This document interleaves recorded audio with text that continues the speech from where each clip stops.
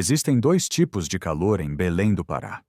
Tem aquele calor que você sente ao meio-dia, descendo do ônibus na Presidente Vargas. Um sol que parece uma bigorna física que faz o suor grudar a camisa nas suas costas, antes mesmo de você atravessar a rua. É o calor do açaí, do ver o peso lotado, da vida. E tem o outro calor, o calor das 2 da manhã. É um mormaço, um bafo grosso que sobe do asfalto molhado pela chuva que acabou de cair. É um calor que cheira a folha de mangueira apodrecendo e rio. É um calor que gruda na alma. É o calor que Sérgio sentia agora, com a testa colada no volante do seu Fiat Siena 2005. Sérgio conhecia esse calor. Era o seu parceiro de turno. O rádio do carro, que só pegava a AM local, chiava uma melodia antiga de brega. No painel, um terço balançava pendurado no retrovisor, e ao lado do câmbio, uma garrafa de Coca-Cola quente e pela metade. Sérgio estava cansado. Um cansaço que ia além dos ossos. Ele estava estacionado perto da Praça do Relógio, esperando. Sempre esperando. Cada noite era uma contagem regressiva. Não para o sol nascer, mas para o valor que ele precisava para a próxima caixa de remédios de Sofia. A filha dele, de 8 anos, tinha uma tosse que os médicos não conseguiam diagnosticar. Uma daquelas doenças que parecem inventadas para esvaziar a conta bancária de um homem pobre. O rádio da cooperativa quebrou o silêncio. Base para o 34º Corrida na Cidade Velha, esquina da Dr. Malker. Sérgio suspirou, esfregando os olhos vermelhos. Cidade Velha. 3 da manhã. Pior combinação possível, mas remédio não se paga com sono. Ele ligou o Siena, o motor protestando antes de obedecer. Enquanto dirigia pelas ruas de paralelepípedo, passando pelas igrejas antigas que pareciam fantasmas arquitetônicos, na luz amarela dos postes, Sérgio se lembrou do que Osvaldo, o motorista mais velho do ponto, tinha dito mais cedo, enquanto limpava os óculos. Cuidado hoje, rapaz. A noite tá pesada. É aniversário dela. Sérgio tinha dado uma risada seca. Aniversário de quem, seu Osvaldo? Da chuva? Osvaldo não sorriu. De Josefina Conte, a moça do táxi. Ela nasceu num dia como hoje, lá por 1915. Dizem que ela gosta de passear no aniversário dela. Sérgio revirou os olhos. Todo taxista tinha uma história de fantasma. Era parte do trabalho, como pneu furado e cliente caloteiro. Ele não tinha tempo para folclore. Ele tinha contas. Ele chegou à esquina indicada. Não havia ninguém. Apenas as paredes descascadas dos casarões antigos e o silêncio pesado do mormaço. Ele apagou os faróis, esperando. Foi quando ele a viu. Ela não saiu de um portão. Ela não dobrou a esquina. Ela estava simplesmente lá, parada sob a luz fraca de um poste, como se tivesse se materializado da própria umidade. Sérgio começou a dirigir. Ele tentou ligar o ventilador do carro, mas o que saiu foi só um bafo quente. Ele abriu a janela e o cheiro das mangueiras da rua entrou, misturado com algo mais. Um cheiro doce. Jasmim. Um perfume forte, antigo, como o que sua avó guardava num frasco de vidro que nunca abria. O silêncio no carro era denso. Sérgio era um homem falador. O silêncio o deixava nervoso. Fazia-o pensar nas contas, na tosse de Sofia. Noite quente, ele disse, só para preencher o vazio. Nenhuma resposta. Ele olhou pelo retrovisor. Ela estava olhando pela janela, observando os prédios de Belém passarem como borrões escuros. Trabalha-te aqui perto? Ele tentou de novo. Eu morava, ela sussurrou, sem se virar. Há muito tempo. Algo no tom dela fez a pele do pescoço de Sérgio arrepiar, apesar do calor. O cheiro de jasmim ficou mais forte, quase enjoativo, e agora vinha misturado com outra coisa, algo como terra molhada, como roupa guardada por décadas num porão úmido. Sérgio olhou para o taxímetro digital. O aparelho estava apagado. completamente morto. Ele bateu no painel. Droga! Essa coisa vive quebrando. Olha, moça, a corrida até o Soledade vai dar uns... Não se preocupe com isso, ela interrompeu. A voz dela ainda era suave, mas agora parecia vir de mais perto. Ele olhou no retrovisor. Ela não estava mais recostada. Estava inclinada para a frente, o rosto pálido pairando no escuro, logo atrás da divisória dos bancos. Os olhos dela estavam fixos nele. Você tem uma filha, ela afirmou. Não foi uma pergunta. O sangue de Sérgio gelou. Ele pisou no freio com mais força do que pretendia. O Siena cantando pneu no asfalto molhado. Como você... Ele se virou no banco para encará-la. O banco de trás estava vazio.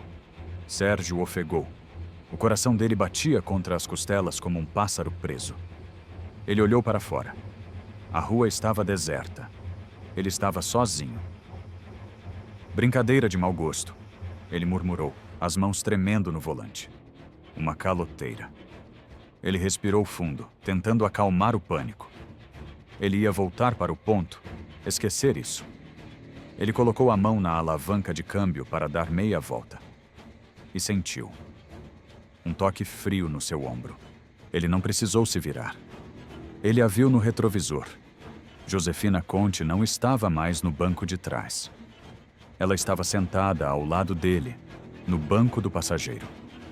O vestido dela estava encharcado, pingando uma água escura e lamacenta no tapete do carro. O cheiro de jasmim e terra podre era sufocante. O rosto dela, que antes parecia pálido, agora era de um branco acinzentado, a pele repuxada sobre os ossos. Os olhos eram duas poças escuras de espera. Você esqueceu de mim, ela sussurrou, e a voz dela agora parecia o farfalhar de folhas secas. Todos eles esquecem. Sérgio não conseguia gritar. O medo era uma rolha na garganta dele. Ele estava paralisado, olhando para a aparição da garota que, segundo a lenda, tinha morrido de febre em 1931, com apenas 16 anos. O que você quer? Ele conseguiu engasgar. Josefina inclinou a cabeça. Um movimento lento, quebradiço. É meu aniversário, ela disse, com uma tristeza que era mais aterrorizante do que qualquer raiva. Eu só queria ir para casa, mas o portão está sempre fechado. Eles me deixaram do lado de fora. Ela não era um monstro. Sérgio percebeu isso no meio do terror. Ela não estava ali para machucá-lo. Ela estava apenas presa. Presa num loop de 16 anos, numa corrida de táxi que nunca terminava, numa cidade que não era mais a dela. E de repente, o medo de Sérgio se misturou com algo mais. Uma empatia profunda e exaustiva. Ele também estava preso. Preso no Siena. Preso nas dívidas. Preso no medo constante de perder Sofia. Ele e Josefina eram dois fantasmas rodando por Belém, no mormaço. Ambos desesperados para chegar a um lugar que parecia cada vez mais distante. A mão dela, ossuda e gelada, moveu-se do ombro dele e tocou o terço que balançava no retrovisor. Ela vai ficar bem, sussurrou Josefina, os olhos escuros fixos no crucifixo. A sua menina, ela não vai ficar com frio como eu. E então, ela olhou para ele. Um sorriso mínimo, a primeira expressão real que ele via nela. Um sorriso de alívio, ou de transferência. Chegamos, ela disse. Sérgio olhou para a frente. Ele não estava mais na avenida. Ele estava em frente aos portões de ferro enferrujado do cemitério da Soledade. O motor do Siena tinha morrido. Obrigada pela corrida, moço. Josefina abriu a porta do passageiro. Ela saiu do carro. Sérgio observou, incapaz de se mover, enquanto ela caminhava lentamente até o portão. Ela não o abriu. Ela passou por ele, como fumaça passando por uma fresta, e desapareceu entre as lápides e as árvores escuras do cemitério. Sérgio ficou ali, sozinho no carro morto, com o silêncio da madrugada e o cheiro de jasmim e túmulo impregnado no estofamento. Sérgio não sabe quanto tempo ficou parado em frente ao Soledade. O transe só foi quebrado quando o primeiro raio de sol bateu no para-brisa. Ele deu a partida no carro. O rádio voltou à vida, chiando as notícias da manhã. Ele dirigiu para casa. O sol já esquentava as ruas, trazendo de volta o calor da vida. Quando chegou em casa, ele foi direto para o quarto da filha. Sofia estava dormindo, mas pela primeira vez em meses, ela não estava tossindo. A respiração dela era calma, profunda. Ele voltou para o carro. Ele precisava limpar o banco do passageiro antes que sua esposa acordasse. A mancha de água lamacenta ainda estava lá, e o cheiro de flores mortas era insuportável. Mas quando ele se abaixou para limpar, ele viu algo brilhando no tapete. Não era lama. Era uma única moeda de prata, muito antiga. Uma moeda que não estava em circulação há pelo menos 80 anos. Sérgio nunca mais dirigiu o turno da noite. Ele vendeu o Siena uma semana depois. Disse para o comprador que o ar-condicionado estava quebrado e que havia um cheiro estranho que ele não conseguia tirar, não importava o quanto limpasse. Conseguiu um emprego de estoquista num supermercado. O dinheiro era menor, mas ele estava em casa todas as noites quando Sofia ia dormir.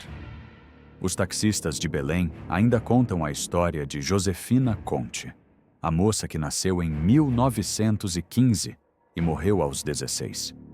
Dizem que, em noites quentes de abril, ela ainda aparece nas esquinas da cidade velha, esperando uma carona para casa. A maioria dos motoristas sabe que não deve parar. Mas, de vez em quando, um motorista novo, ou um que esteja desesperado o suficiente por uma última corrida, aceita a passageira. Eles sempre chegam ao Soledade e dizem: a corrida é sempre paga. Alguns recebem uma moeda antiga. Outros, como Sérgio, pagam a corrida com o medo, mas recebem uma bênção silenciosa em troca. E alguns simplesmente são encontrados pela manhã, estacionados em frente ao portão do cemitério, os carros frios e os olhos abertos, ainda esperando o pagamento. Sérgio vendeu o carro e comprou o silêncio para a tosse da filha, mas histórias de fantasmas não terminam assim. Elas não são sobre os mortos, são sobre quem as ouve. A história de Sérgio acabou, mas a sua está sendo contaminada. Agora você sabe o nome dela. Você conhece o cheiro de jasmim e terra molhada. E Josefina? Ela só estava terrivelmente sozinha.